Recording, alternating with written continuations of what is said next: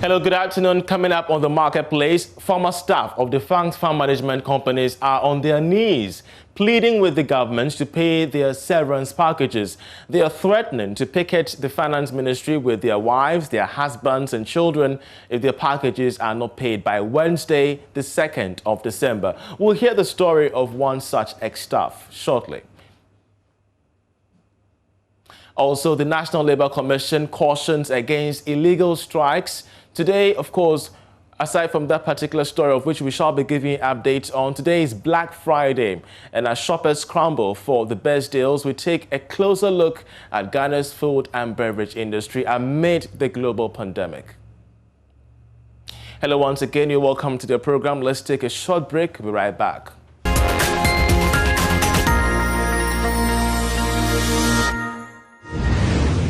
Hello there, you're welcome. I'm Charles Aite with the details. The National Labour Commission (NLC) is cautioning workers against what it describes as an illegal strike action. Chairperson of the Commission, Andrew Asamoah, says although the NLC deals with labour-related issues, it does not endorse such strikes. According to him, since the illegal strike has negative implications for the employer, workers must agitate with caution. He was speaking at the opening of the Greater Regional Office of the NLC in Tema. There is more in this report. In the last 15 years, National Labour Commission has looked into 1.2 million cases, with 25% of these being unfair termination. The Commission is not happy when it comes to agitating workers embarking on illegal strike. Chairperson of the Commission, Andrew Asamoah, says NLC cannot help workers who are dismissed due to illegal strike. For the labour, you have also to be very careful.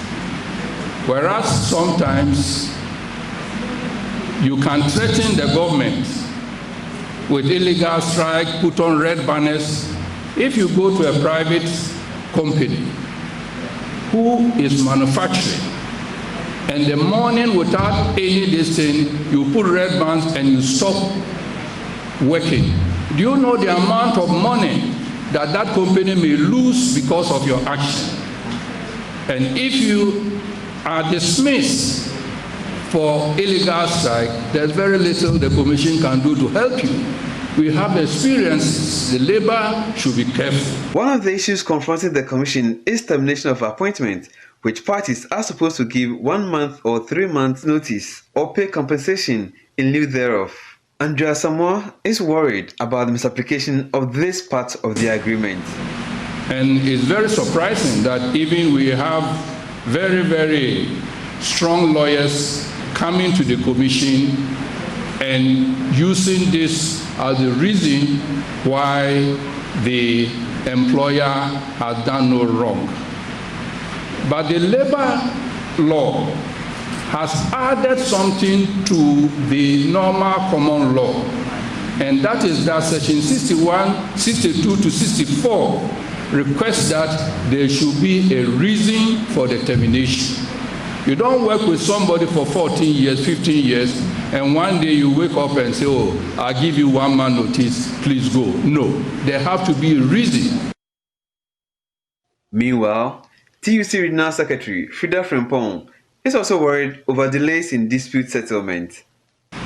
We believe that if the Commission can work and work effectively, it needs more hands, more expertise to be able to work. If you are confronted with that workload, over 80 complaints within a month, then obviously the Commission needs a lot of resources to work with, and that is the committee. And so we believe that going forward, some workload would be shelved for this committee to be able to work, that workers can have confidence in the Commission. NLC is happy to open the Tema office due to its strong industrial base. Members of the regional committee include Akatire Ania, representing employers, Samuel Dote Lanyon, representing organized labor, and Dr. Charles Brimpong Yeboah, who is government representative. Well, let's still stay on labor issues because these are terrible times for all former workers who lost their jobs to the collapse of farm management firms. Now, they say that they still have not been paid their severance packages. These workers, numbering over 200, want government to address their call immediately. In a press release, these desperate ex-staffers have threatened to picket at the Finance Ministry on Wednesday, December 2, if the payment is not made. On your screen shortly will be excerpts of the press statement which could quote that in September 2020, we appealed to the government and later engaged the relevant stakeholders regarding the payment. It further goes on to say, as you can see on the screens, that our colleagues who were with the savings and loans companies have received their severance package from the government, but the same government has refused to pay our severance packages. The government knows the general suffering of Ghanaians amid COVID-19, but has failed to offer relief to us, the ex-staff. We are unable to pay our rents, feed our families, and most importantly, take care of our wives and children, which has led to the dissolutions of marriages, the loss of respect in our homes. In fact, we are suffering. This is an excerpt of the letter that they issued out not long ago. But away from that, as we try to work the lines, an amount of $108.2 million accruing from June lifting is yet to be paid into the Petroleum Holding Fund. Now, this is a finding from the Public Interest and Accountability Committee semi-annual report for this year. There is more in this report.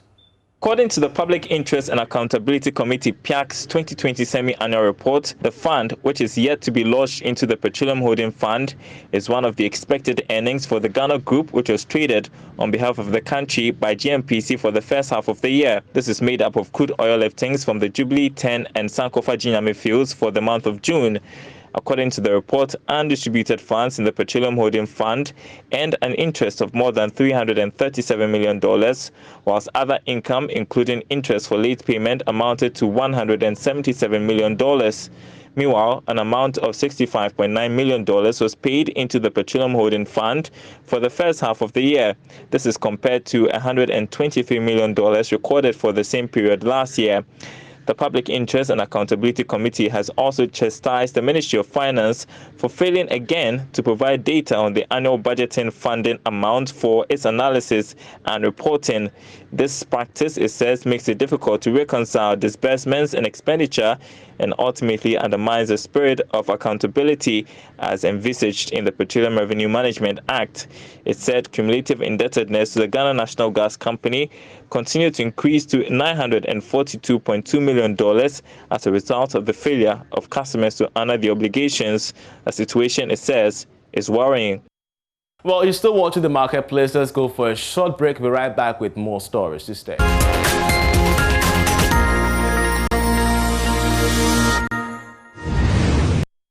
Hello and welcome back. Now, the Ministry of Foreign Affairs and Regional Integration has officially inaugurated the Tamale Center of the Ghana Passport Premium application. Now, the Tamale Center is the third after Kumasi and the Accra centers. The center, with modern technology, is expected to complement the already existing ones in the region. There is more in this report. Speaking at the inaugural ceremony, the Deputy Minister of Foreign Affairs and Regional Integration, Habib Tijani, said the aim is to open up, improve and bring passport application to the doorstep of the people of the area. The goal is to ease the incessant pressure on the various passport application centers across the country. And the northern region was chosen to provide this additional service to people who desire to process their applications in comfort and great convenience and are able to afford the service. Distinguished ladies and gentlemen, the objective is to leverage digital world order of technology to augment our obligations of issuance of passports to the good people of our dear country. As part of the process to expand the digital space and to continue to innovate in the fast changing and dynamic world, as well as to address the challenges, the Ministry of Foreign Affairs has adopted and operationalized government's digitization policy by automating the process of acquiring passports through the online passport application system. Ladies and gentlemen, the online passport application system is an appointed-based system for the attainment of the three-pronged objectives of convenience, accessibility, and reliability in the processing and acquisition of passports. Residents of the northern region will now have the opportunity of availing themselves of additional passport service, which is premium. It is also envisaged that the establishment of this premium passport application center in Tamale will create business opportunities in the supply chain where indigents, residents, and well-meaning Ghanaians can take advantage and set up their own small businesses. The Northern Regional Minister Salifu Said said the center will serve not just the northern region, but the 5 regions of the north, including Oti and Bono regions, because of its strategic location. Our region, particularly northern region, is the anchor of, say, 5 regions of the country. Apart from the dedicated 5 regions of the north, that has to do with northern region, northeast, savannah, upper east and upper west regions. The OT regions is closer to Tamale. The Bono East region, very close to Tamale. So therefore, even though this office, people may be tempted to think that it's going to be for northern region. These other catchment areas will make maximum use of it. Aside that, President Nana Addo Dankwa Akufo-Addo has consciously applied some part of some funds and also to partner external investors to expand the Tamale airport to become a full-fledged international airport. So this additional component of the new dimension of the passport services that has been brought to our region is highly welcomed by the chiefs and people of the region. The director of Bridge Direct, Kofi Karikaria Powell, said the idea came after they noticed the stress people go through in acquiring a passport. I would like to share with you what has gone into the reasons why we wanted even to have premium centers. There were the traditional centers there already. Why do anything different? You know, again, we looked at applications, we looked at applicants, we looked at what applicants have to go through at the traditional parks to get their passports processed or done. So we approached the ministry and showed them our idea. They were very receptive to what we were bringing on board. They worked with us cordially, and now we're here. Well, today is Black Friday and there is expected massive patronage across various retail centers in Accra at unbelievable discount sales. The retail event, which originates from Europe and America, is picking up gradually in the country as customers rush to acquire quality goods at affordable prices. We shall join my colleague Mildred Dodu shortly, who is stationed at the Junction Mall to gauge the mood. But first, let's check at the pulse of Ghana's food and beverage industry amid COVID-19. Samuel Agre is Executive Secretary, and joins us via the phone line. So we're grateful that you joined us. First of all, the state of the food and beverage industry amid COVID-19, how bad is it? Well, thank you for the opportunity and good afternoon. With the COVID inception, the retail business has actually have a heavy toll, and members, or let me say retailers, have tried to at least put in place certain measures that will, as it were, pushing the effect that is supposed to come in the area of providing certain logistics to ensure that those within the retail sector do not become a victim. And also, by doing so, you rather provide the service for shoppers who come into your facility to ensure that there will be safety around the clock as they shop. So this has been the bane of the effect that most of these retailers have had. I can understand. I can understand that. But sorry to cut you. If you can help us understand whether or not this could impact prices during the Black Friday moment. Yeah, with the Black Friday, let me say this should tell you how global Ghana has become. if it comes to international trade. Now, the Black Friday is a festive discount, let me say, discount festival, which was introduced in the Americas for the pre-Christmas shopping. Sure. And therefore, it's held every last Friday of November.